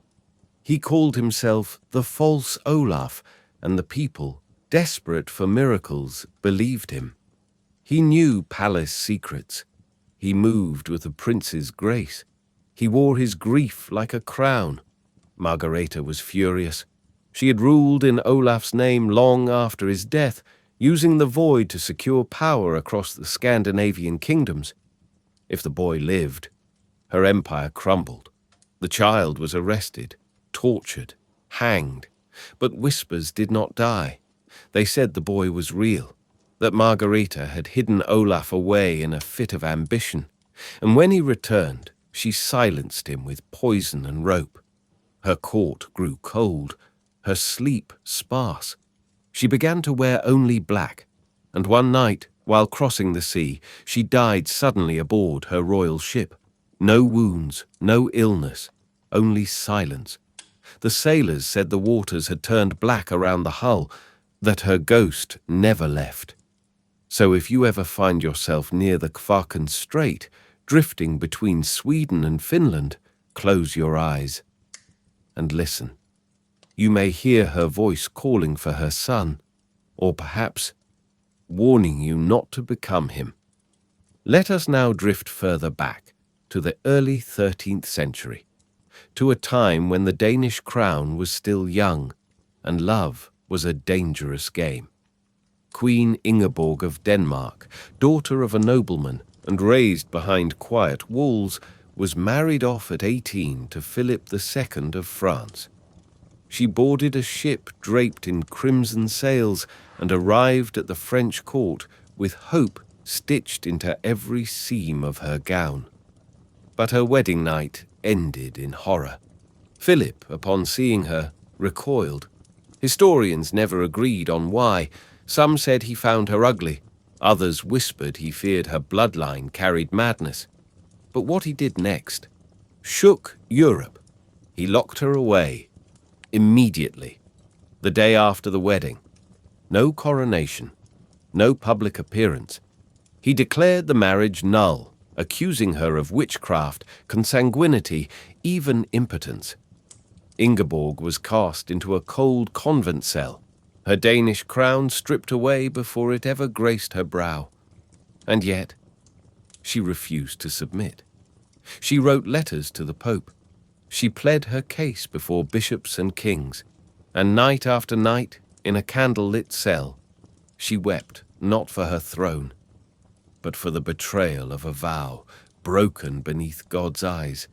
Years passed, and still, she wrote, whispers in Paris spoke of a queen in shadow, whose faith could not be broken, whose love had turned to holy fury.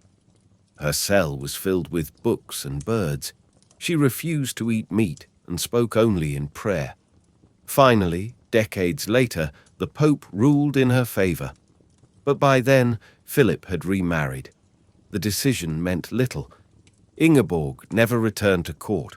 She lived her last years in a lonely abbey in Corbeil, a queen in name, but not in life.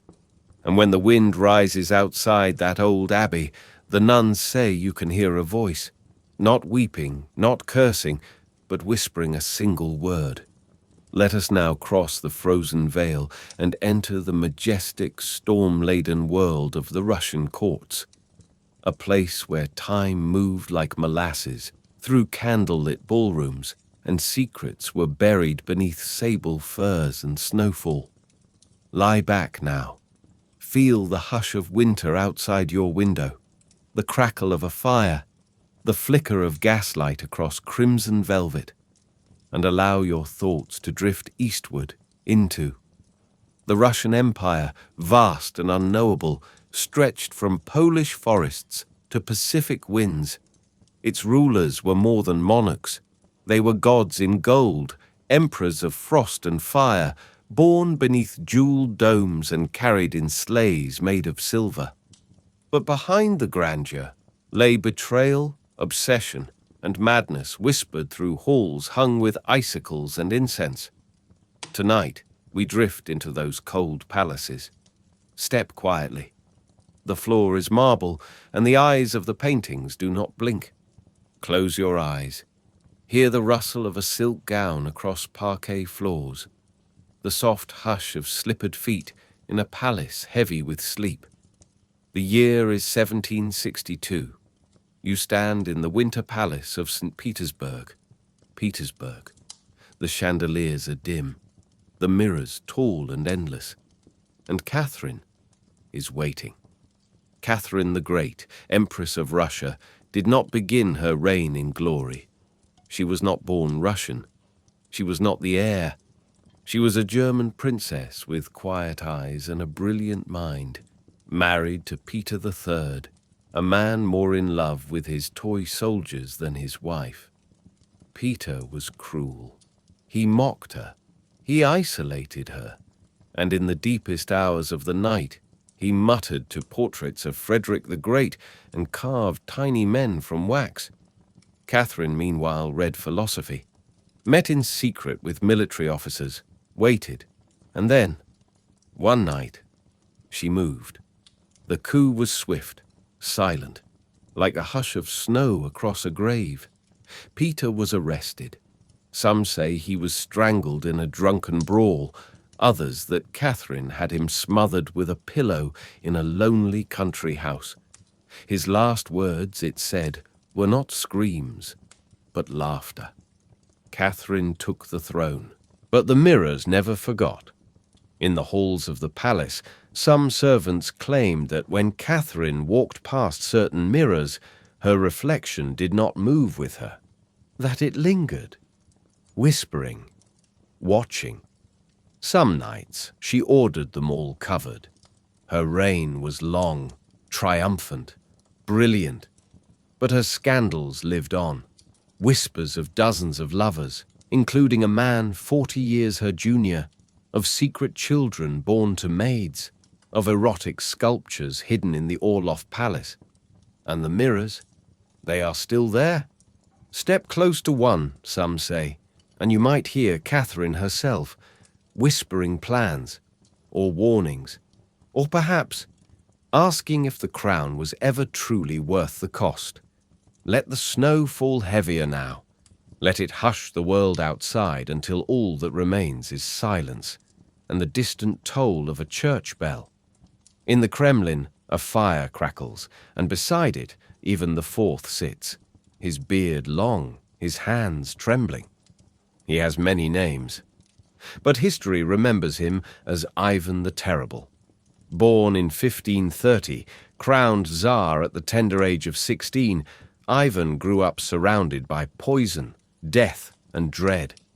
His mother was likely murdered, his tutors beaten.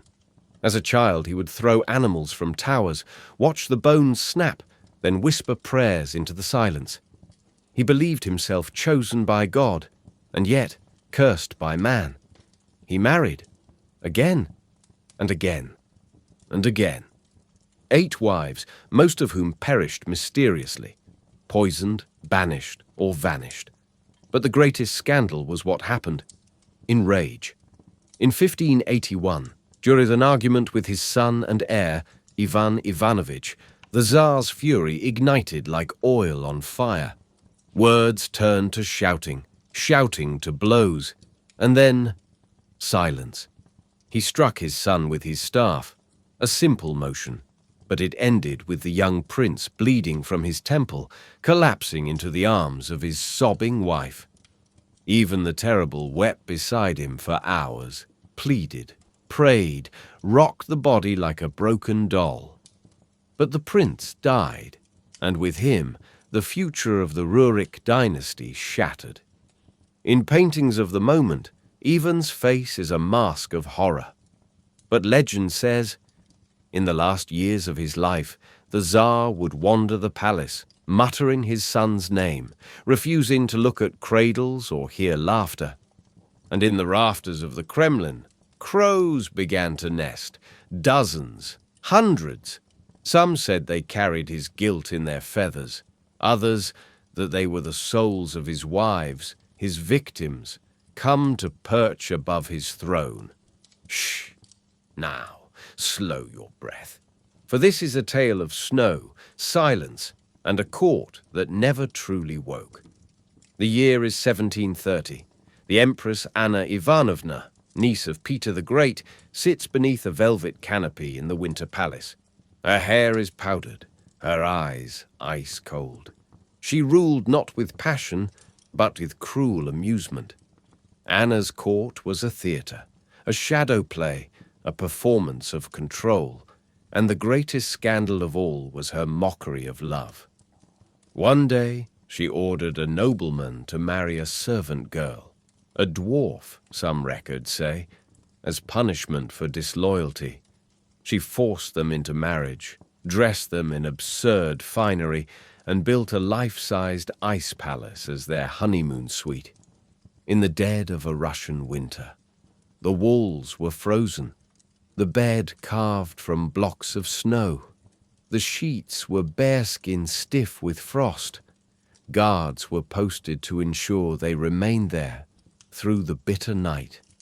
Some say the bride lost fingers to frostbite, others that they both wept until morning light. But Anna laughed, and the court laughed with her. For who dared not? Her rule was filled with such performances, executions disguised as entertainments, trials turned to pageants. She kept a court jester named Balakirev, who once claimed that Anna asked him for advice on how to punish a rival. His reply: "Make him marry someone he loves." The laughter was long, but thin, and in the years after her death, a strange thing occurred in the Winter Palace. Servants began falling asleep at strange hours, dozing mid-step. Guards slumped against marble. Guests drifted off during meals. Some said it was the cold, others Anna's spirit, pulling them back into her eternal, frozen dream. So sleep now, if you will. But if you feel the chill, you are not alone. Let us stay a while longer beneath the heavy snow of Russia's imperial age, where candles flicker in golden halls and secrets are sealed beneath frost-covered domes. The wind outside still howls through the birch forests, and in the corridors of the palaces, shadows walk with soft footsteps. Rest deeper now, for the next stories are not merely told. They unfold like ghostly ballet behind velvet curtains and jeweled crowns. The world is trembling. The Romanovs are dancing. It is the final decade of the Russian Empire, and in the Winter Palace, the music still plays. There is champagne in the crystal, diamonds in the candlelight, and worry in every whisper. In the center of it all sits Tsarina Alexandra Feodorovna, the last empress of Russia, a woman with eyes the color of storm-touched skies, born in Germany, raised with grace, and yet never at home in the Russian court. She married Nicholas II, the last Tsar, a man of gentle spirit and troubled will. They loved one another deeply, but their love became a kind of curse. They had daughters, 4 of them, but the empire waited for a son. And when their boy Alexei was born, the empire rejoiced until it saw the blood. Alexei had hemophilia, the royal disease. A scratch could mean death, a fall could be fatal. And so Alexandra began to pray. And then he arrived, a man of shadow and sweat and strange prophecy, a peasant, a monk, a mystic. His name, Grigory Rasputin. He claimed he could heal the boy, and he did, or seemed to. Alexandra was captivated. She called him our friend, our holy man. She kept him near, too near. Rasputin whispered in her ear, touched her son's forehead, and moved ministers like chess pieces across the empire. The scandal erupted like fire in dry hay. The nobility was furious. The court gossiped endlessly. Alexandra was accused of betraying her husband, her empire, even her soul. But she would not let Rasputin go. Some nights, they say, she would pace the nursery, murmuring prayers, while Rasputin's shadow moved silently in the corridor beyond. Eventually he was murdered, poisoned, shot, drowned, and yet Alexandra's letters after his death were fevered. "He is near me still," she wrote. "He walks through walls." And when the revolution came, when the Tsar was forced to abdicate, when the Romanovs were imprisoned in a cold house in Yekaterinburg, she still kept his image near her bed. In the final hours, just before the gunfire, Alexandra was said to be whispering, not to her husband, not to her children, but to Rasputin. "Let us drift now, deeper into silence, to the reign of a forgotten emperor, Paul I, son of Catherine the Great. Paul's life was a mirror of instability. His mother distrusted him, banished him from power, kept him in elegant exile while she ruled in glory. When she died, Paul ascended, but with a mind shaped by suspicion and a heart carved from neglect. He was paranoid. He changed laws at midnight. He redesigned military uniforms 3 times in a week. He feared shadows behind every curtain. And in his palace, there was always silence. But it was his marriage and the shadows around it that caused the greatest whispers. He wed Maria Feodorovna, a German duchess, quiet and intelligent. At first, they were affectionate, tender, but something fractured. Paul became cold, then cruel. He ranted at her during meals, forbade her from seeing her children. When she wrote letters home, he intercepted them, ripped them to shreds. And then he fell in love with another. Her name was Anna Lopukina. She was just 15 when Paul began to favor her. He gave her titles, land, danced with her under chandeliers as Maria sat watching from the shadows. But Maria never spoke publicly, never protested. Instead, she waited and plotted. When Paul was assassinated, smothered in his own bedroom by officers tired of his erratic rule, it was Maria who stepped forward. Calm, composed. She ensured the succession of her son, Alexander I, and took the reins of the court as Dowager Empress. She reclaimed her title, her influence, her voice. And in the years that followed, she had Paul's personal quarters sealed, never opened again.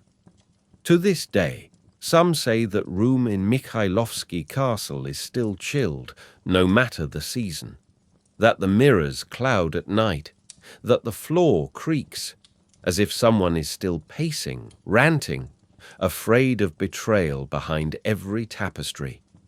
A quieter tale now, softer than snowfall and stitched with sorrow. In the twilight years of the Romanov court, there lived a young noble known only as Prince Dmitry Obolensky, a cousin to the imperial family, pale of face, sharp of mind, but he never spoke. He was not born mute. His voice had been taken, or so the story went, when he witnessed a secret too dangerous to name. One version claims he walked in on an affair between a Grand Duchess and a foreign officer. Another, more chilling, says he found a secret letter written in crimson ink, revealing the name of a court traitor feeding secrets to Germany on the eve of war. Whichever version you choose, the result was the same. Dmitri retreated from the world. He began writing endlessly in cipher, letters no one could decode. He would attend court in silence, dine with the Tsar in velvet silence, and sometimes laugh when no one had spoken. They called him the ghost of the White Hall. But the final scandal? It came years later, after the fall of the Romanovs, after the execution, after the snow had swallowed the palaces. In a monastery in Siberia, a monk arrived, cloaked, silent, carrying only a bundle of worn papers. He was Dmitri, and the monks, upon reading his writings, burned them all. What they contained, no one will ever know. But some claim that within them lay the final truth of the Romanov downfall, a betrayal written in red, a secret worth a century of silence, and sometimes in dreams. The letter still arrives. One last tale, drawn not from the throne, but from its cold edges, where devotion twists into obsession, and loyalty becomes a chain heavier than gold. Lie back now. Feel the weight of your blanket like the velvet drapes of a palace bed, and listen closely as we drift into the final whispered scandal of imperial Russia. In the amber-lit court of Catherine the Great, there was a man whose name rang like a bell through every grand salon and shadowed hall. Count Grigory Orlov. He was tall, magnetic, a warrior with laughing eyes and the scent of powder and perfume. He had helped Catherine rise to power, led the coup that placed her on the throne after the mysterious death of her husband, Emperor Peter III. For this, she gave him everything: lands, jewels, command of armies, and her heart. The court watched with wide eyes. The Empress and her general, lovers in candlelight, their footsteps echoing down the marble corridors of the Winter Palace. But behind the silken curtains of power, a stranger story unfolded.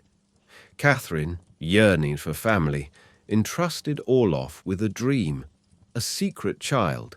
Some say she bore him a son. Others claim the child was adopted, a mirror of the love she and Orlov shared. What's certain is that the boy, named Alexis, was never formally acknowledged.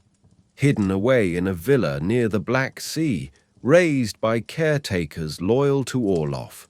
And here the scandal deepens. For even as he warmed Catherine's bed, Orlov began living a double life. He would vanish for weeks from court, claiming military matters. But he rode not to battle nor to strategy councils, but to the hidden estate. There he played the role of a father, a husband even, to a woman no courtier knew, whose name history never kept. Rumours began to spread that Catherine's lover had wed in secret, that her general had betrayed her heart and her throne. The Empress, always calculating, said nothing. But her letters changed. She began to write in distant tones, gave Orlov fewer titles, and then she replaced him with a younger man, Potemkin. Orlov, in despair, grew erratic. He returned from one journey, drunk and weeping, and stormed through the palace in full uniform, demanding to see Catherine. He was denied. His madness worsened. He spoke aloud to shadows. He claimed Alexis was the true heir, born of the Empress herself. He shouted it in taverns, whispered it to servants. And then? Silence. Orlov was exiled to a countryside manor. His mind unravelled, thread by thread. He died there years later, his eyes fixed on the door, waiting, they say, for Catherine to forgive him, to call him home. As for the child, Alexis, he vanished from all records. Some say he died young. Others believe he was sent abroad under a false name, a shadow prince, whose blood carried both crown and betrayal. And some nights, when snow falls on the old Orloff estate, locals speak of a child's laughter echoing in the frost, a flicker of candlelight in an abandoned window, and the soft whisper of a man saying again and again, "I did it all for you." Now, dear listener, we leave the great halls of the Russian Empire. The frost melts into mist, the candlelight dims. We step softly away from Fabergé eggs and echoing ballrooms into warmer winds, towards silk tents, shadowed domes, and golden crescents. And now, the halls fall quiet. The footsteps have stopped. The chandeliers flicker one final time, their golden arms trembling with the last breath of candlelight. Velvet curtains fall heavy. The whispers fade into the stone. The stories, for now, are silenced. As you lay back now, eyes half closed, drifting between memory and dream, know that the palaces may crumble, the thrones may fall, but the stories will always linger, like perfume in the drapes, like fingerprints on silver, like the echo of a footstep that no one else heard. Thank you for wandering these scandalous corridors with us, dear listener. We hope your mind rests gently now, heavy with history, and your sleep comes wrapped in velvet and shadow. Until next time, when we once again tiptoe through the hidden chapters of the past, this has been Boring Historians, where history never truly sleeps. Good night and sweet dreams.